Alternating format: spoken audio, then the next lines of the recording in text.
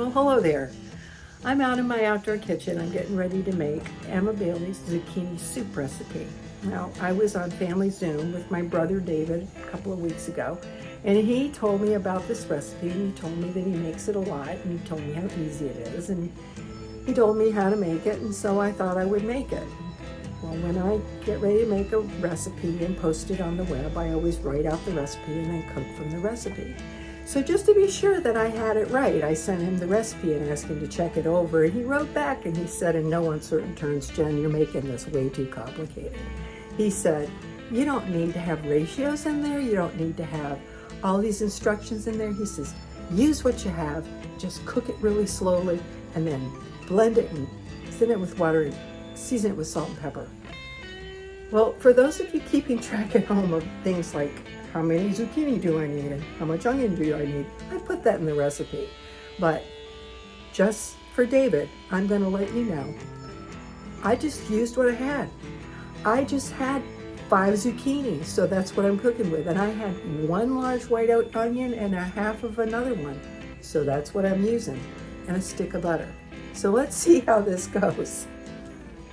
So I'm going to melt a stick of butter, and to that I'm going to add chopped up onions, chopped up zucchini, and let it cook.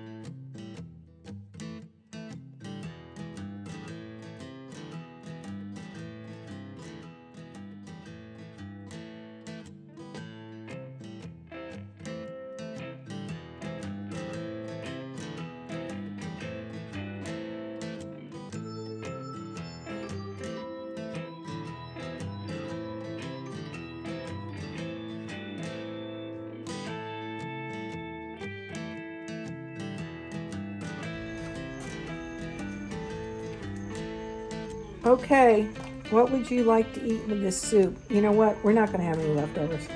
You're going to eat all of this. No, I hope you don't eat all of this. There's this whole stick of butter in it.